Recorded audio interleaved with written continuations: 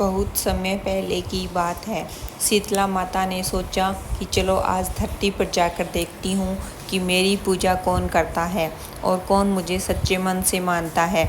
यह विचार आते ही माता पृथ्वी पर राजस्थान के डोंगरी गांव में पहुंची। गांव की गलियों में घूमते हुए वे यह देख रही थी कि कौन उनका नाम लेता है और कौन उन्हें भूल चुका है। इसी दौरान एक मकान की छत से किसी ने उबलता हुआ चावल का पानी नीचे फेंका। वह पानी सीधे शीतला माता के ऊपर गिर गया, जिससे उनके शरीर पर जलन होने लगी और फफोले पड़ गए। पीड़ा से कराहते हुए माता गांव में इधर उधर घूमने लगी और कहने लगी, अरे मेरा शरीर जल गया, मुझे बहुत दर्द हो रहा है, कोई मेरी मदद करो। लेकिन गांव के किसी भी व्यक्ति ने उनकी सहायता नहीं की। गांव के किनारे एक गरीब कुम्हारी बैठी थी। उसने देखा कि एक वृद्ध महिला जलन से तड़प रही थी और उनके पूरे शरीर पर फफोले पड़ गए थे। उन्हें देख कुम्हारी का हृदय दया से भर गया। वह जल्दी से उठी और बोली, माँ तुम यहाँ बैठो, मैं तुम्हारे शरीर पर ठंडा पानी डालती हूँ, इससे तुम्हें आराम मिलेगा। फिर उसने एक घड़े से ठंडा पानी लिया और माता के शरीर पर डाला। इसके बाद कुम्हारी बोली, माँ मेरे घर में रात की बनी हुई रबड़ी और दही रखा है, तुम उसे खा लो, इससे तुम्हारे शरीर को ठंडक मिलेगी। जब शीतला माता ने वह ठंडी रबड़ी और दही खाया तो उन्हें तुरंत आराम मिला। शीतला माता कुमारी की सेवा से प्रसन्न हुई। वे बोली, बेटी मेरे सिर में बहुत खुजली हो रही है, क्या तुम मेरे सिर से जुएं निकाल सकती हो?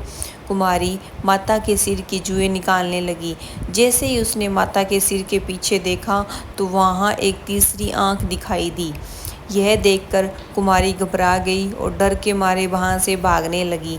तभी शीतला माता ने पुकारा, रुक जा बेटी, मुझसे मत डर, मैं कोई भूत प्रेत नहीं हूँ, मैं स्वयं शीतला माता हूँ। यह सुनकर कुमारी आर्य से कांपने लगी और हाथ जोड़कर माता के चरणों में गिर पड़ी। शीतला माता कुमारी की सच्ची भक्ति देखकर प्रसन्न हो गई, लेकिन कुमारी दुखी होकर बोली, माता मेरे घर में बहुत गरीबी है, मेरे पास ना कोई चौकी है और ना ही कोई आसन जहाँ आपको बिठा सकूँ। शीतला माता मुस्कुराई और बोली, बेटी चिंता मत करो, मैं तुम्हारे घर के बाहर खड़े गधे पर बैठूंगी। इसके बाद माता एक हाथ में झाड़ू और दूसरे हाथ में दलिया लेकर कुम्हार के घर के बाहर बैठ गई। उन्होंने झाड़ू से उसके घर की दरिद्रता को हटाया और उसे अपने हाथ के दलिया में डालकर फेंक दिया। बेटी मैं तेरी सेवा से बहुत प्रसन्न हूँ, जो वरदान चाहती है मांग ले।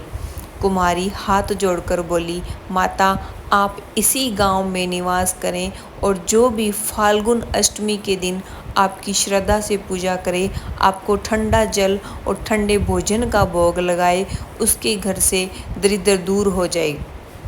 शीतला माता ने कहा, तथास्तु, और वरदान दिया, बेटी इस घड़े के जल को अपनी झोंपड़ी की छत पर छिड़क देना। कल इस गांव में आग लगेगी, लेकिन तेरा घर सुरक्षित रहेगा। इतना कहकर माता अंतर्ध्यान हो गए। कुम्हारी ने माता की आज्ञा मानी और अपने घर की छत पर जल छिड़क दिया। रात को गांव में भयंकर आग लग गई, लेकिन कुम्हारी की झोंपड़ी सुरक्षित रही। अगले दिन गांव के राजा ने कुम्हारी को बुलवाया और पूछा, सारे गांव में आग लग गई, लेकिन तेरा घर कैसे बच गया? कुम्हारी ने राजा को शीतला माता की कृपा की पूरी कथा सुनाई। यह सुनकर राजा बहुत प्रभावित हुए।